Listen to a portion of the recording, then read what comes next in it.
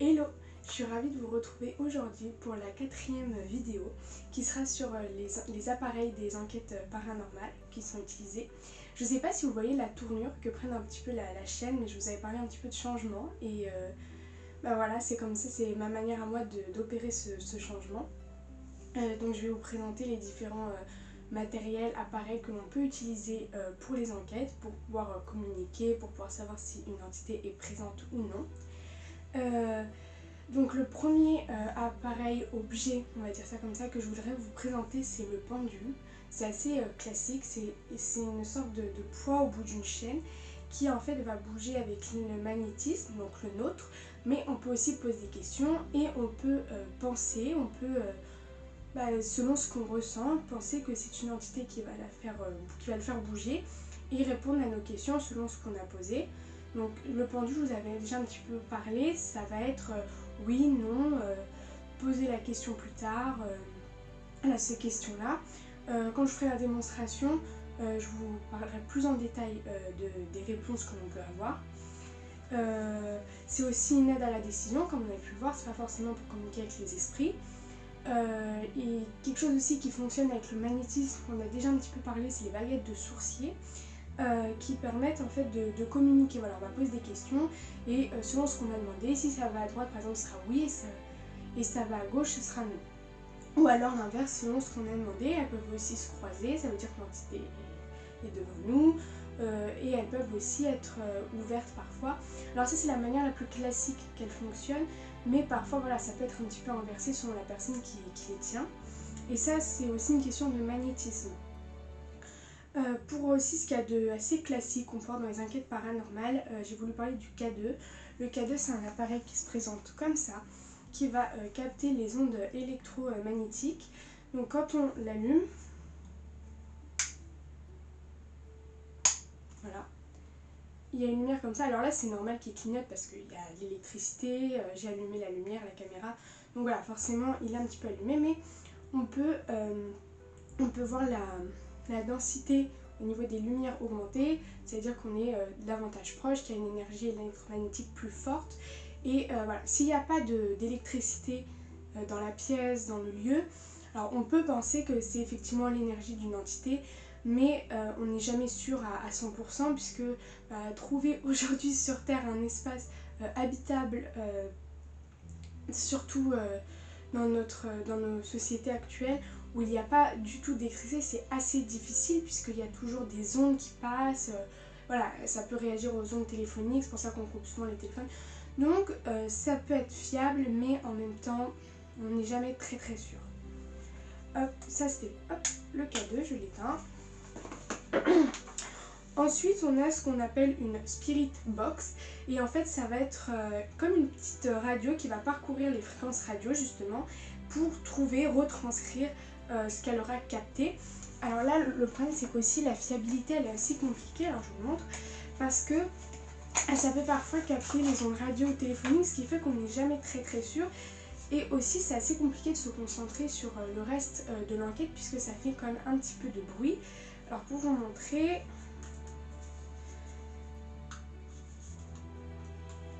alors, je vais y arriver. Non, il peut pas. Il veut pas aujourd'hui. Ah. Ça c'est la radio. Donc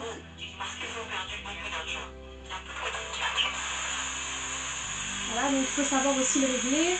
Moi c'est pas un appareil que je maîtrise parce que après j'ai jamais eu non plus l'opportunité. J'ai pas forcément eu l'opportunité, mais c'est vrai que je ne maîtrise pas forcément. Donc peut-être que là, voilà, peut-être plus sur cette fréquence-là, ici, en jouant avec ce bouton pour moi avoir les ondes radio. Mais vous voyez, c'est pas très fiable parce qu'il fait aussi radio, mais on peut aussi capter des fois la radio en juste voulant essayer de capter autre chose. Voilà, hop, je l'éteins. Un petit peu bruyant, mais bon, faut bien ce qu'il faut. Hein. Je le repose. Alors, ensuite on a d'autres matériels pour le paranormal, on va essayer de ne pas faire faute de français. tels que la Spirit Voice, qui cette fois c'est en fait un appareil qui a une bibliothèque interne de 1500 mots actuellement, et qu'en fait ils peuvent être exprimés, et on peut à la fois les lire et les entendre à travers l'appareil, et on peut aussi régler la sensibilité.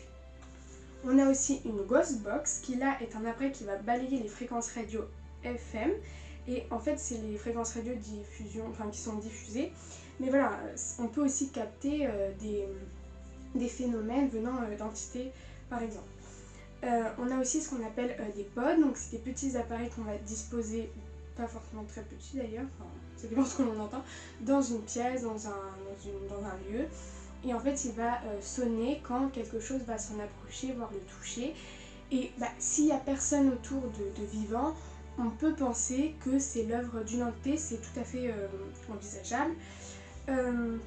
On a aussi des grilles laser qui peuvent être utilisées. Donc en fait, on va avoir une projection de petits points. En général, ils sont verts, je crois. Et voilà, si en fait il y a un mouvement qui passe devant ces lumières, mais qu'il n'y a pas d'humain ou de quelque chose de vivant dans la pièce, alors on peut supposer qu'une entité est passée devant à ce moment-là. On a aussi ce qu'on appelle une caméra SLS. Donc là en fait c'est une caméra qui va essayer de capter des formes humanoïdes et en fait va les retranscrire à travers un petit peu comme des petits bonhommes en forme de bâton. Et donc voilà, s'il y a une entité humaine dans la maison, il peut la capter, la retranscrire de cette manière-là. Alors en fait en général les couleurs elles sont différentes si en fait il y en a plusieurs, mais ça va être des couleurs assez vives, orange, rouge, vert, c'est souvent les couleurs que moi j'ai vues à travers les enquêtes, et voilà, qui va permettre de voir peut-être ce que nous on ne peut pas voir avec nos yeux quand on n'a pas les capacités, et voilà, de pouvoir savoir s'il y a une entité ou pas dans la pièce. Il existe également deux autres objets un peu plus anciens qui peuvent être utilisés. La planche Ouija. Alors la planche Ouija, comment ça fonctionne? C'est souvent une planche, souvent en bois d'ailleurs, mais on peut aussi la créer soi-même. On va prendre un verre ou une goutte. Alors la goutte elle est souvent de la même matière que c'est plus la forme en fait qu'on dit la goutte, parce qu'elle est souvent de la même matière que la planche. Et voilà, on va poser des questions et ça va aller sur soit les lettres de l'alphabet qui sont reproduites, soit sur des chiffres, et on va pouvoir sur des nombres, pardon. On va pouvoir poser des questions. Et voilà, comment vous appelez-vous? Voilà, ça va se mettre peut-être sur les lettres pour montrer. Le problème, c'est qu'en fait on ne sait jamais à quelle entité on a affaire. Elle peut se jouer de nous, elle peut être pas forcément bonne, et surtout on parle souvent qu'en fait parfois inconsciemment on va nous-mêmes faire bouger la goutte ou le verre pour avoir des réponses qui en fait ne sont pas apportées par une entité. C'est aussi l'une des plus dangereuses, c'est aussi un des objets les plus dangereux en fait pour entrer en communication, pour la simple raison que on ne sait pas qui on a affaire, l'entité peut aussi s'échapper, etc. Et on peut s'attirer vraiment des problèmes en fait en faisant ça, et il y a beaucoup de personnes qui s'y connaissent plus que moi, plus que vous je suppose, et qui disent attention, c'est dangereux, etc. Donc je pense qu'il ne faut pas non plus trop jouer avec ça. Moi c'est un objet que je ne servirai pas. Je sais pas le faire, je suis pas accompagnée, et même si je suis accompagnée par quelqu'un qui s'y connaît très très bien, je suis pas sûre de vouloir le faire, parce que voilà, si c'est pour apporter une énergie négative à cause de mon stress, j'ai pas envie, ça va apporter des problèmes, moi c'est vraiment pas mon but. Moi je suis pas là dans ce but là, donc c'est pas quelque chose qui m'intéresse du tout. Et en dernier objet on a le guéridon, qui peut être très impressionnant, parce qu'en fait ça va être une sorte de petite table, les gens en général ronde, et elle va avoir 3 pieds, et on va poser des questions, et en fait elle va bouger pour dire oui, pour dire non, selon comment elle bouge. Donc je crois que c'est un coup pour oui et 2 coups pour non. Donc si elle fait 1, c'est oui, si elle refait ça, c'est que c'est non. En général ça fonctionne comme ça. Après le paranormal c'est pas une science exacte, donc c'est pour ça que je dis souvent en général, souvent, parce que c'est pas une science exacte. Pour les phénomènes qu'on peut avoir, donc je vous ai déjà parlé de magnétisme, donc ça va être capter de l'énergie, soit la sienne, voilà, si on rentre avec une entité, ce sera son énergie qui fera bouger les baguettes, le pendule, ce genre d'appareil. Et on peut aussi avoir des PVE, donc c'est des phénomènes de voix électronique. Et donc en fait quand on va enregistrer un son, on va pouvoir peut-être entendre, capter une voix qui n'appartient pas à un humain, qui n'était pas vraiment, qu'on ne savait pas qu'il était là sur place, ou peut-être que si on a déjà fait des expériences avant. Donc ça c'est pour les PVE. On peut aussi avoir des orbes, donc ça va être des petits points lumineux qu'on va pouvoir voir passer à la caméra, qu'on ne voit pas forcément sur place. Et voilà, on peut interpréter ça comme étant un phénomène paranormal d'une entité qui se manifeste, mais le problème avec ce phénomène, c'est que ça peut être aussi une poussière qui passe dans l'axe, ça peut être aussi un insecte, je cherchais le mot. Et donc en fait c'est assez compliqué parce qu'en plus on est en infrarouge dans ces cas-là au niveau de la caméra pour pouvoir voir dans le noir, parce que les enquêtes se déroulent souvent dans le noir, bien que je suis pas persuadée que le noir complet influence une entité qui voudra communiquer ou pas. En tout cas pas d'après ce que je pense. Mais donc voilà, c'est toujours difficile d'avoir en fait d'être sûr de la fiabilité de ce qu'on pense avoir capté.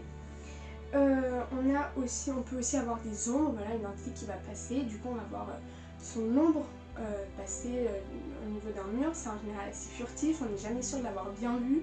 Alors quand on enregistre, au moins on peut revoir la scène et se dire ok, est-ce que là c'est le cas, est-ce que là c'est pas le cas, mais on n'est jamais sûr non plus, ça peut être notre ombre à nous, c'est assez compliqué de savoir. Dans certains cas, assez rare, on peut avoir des phénomènes qu'on appelle des ectoplasmes, où c'est qu'on va avoir une espèce de grande orbe lumineuse, ou pas forcément très grande, voilà, qui va prendre l'apparence, alors qu'elle va montrer son visage ou son corps, mais souvent certains disent, en fait ça va s'arrêter au niveau des pieds parce qu'elle va utiliser beaucoup d'énergie pour montrer son visage, son corps, et donc voilà, au niveau des pieds, souvent il les montre pas. Il peut aussi y avoir des variations de température.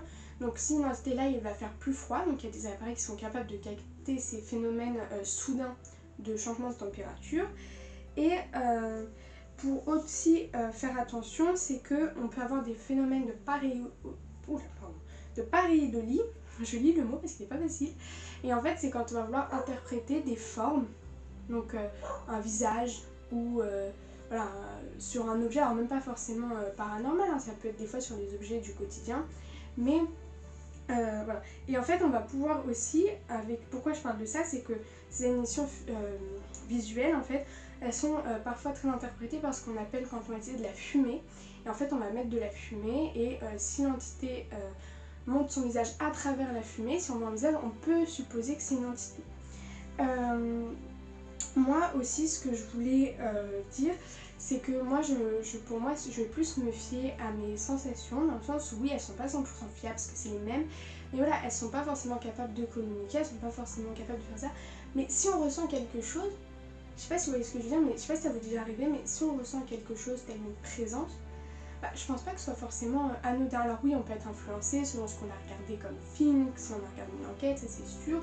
Des fois on a aussi envie de vivre la chose, on va peut-être plus surinterpréter des choses, ça on est tout à fait d'accord, on en a parlé.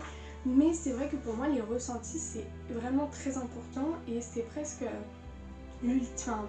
Pour moi c'est presque ce qu'il y a de plus important. Et Et je voulais aussi vous parler de deux châteaux qui sont extrêmement connus et dont de nombreuses enquêtes paranormales ont lieu dans ces châteaux. Je sais pas si vous les connaissez, mais on connaît beaucoup le château de Fougeray et le château de Vos. Et c'est vraiment. Donc, le château de Vos, il y aura une dame blanche avec toute une légende autour d'une femme qui s'appelait Lucie. Et moi, c'est des enquêtes que j'adore regarder dans ces châteaux. Et ce que je peux pas dire à chaque fois si c'est vrai ou pas, mais j'aime beaucoup et je trouve ça hyper intéressant. Et rien qu'à... Alors c'est peut-être, encore une fois, comme je vous disais tout à l'heure, c'est peut-être dans ma tête, mais j'ai vraiment l'impression que ces châteaux, ils sont chargés d'énergie. Alors, quand je dis chargés, c'est pas forcément que des entités, hein, même si je pense quand même qu'il y en a un petit peu.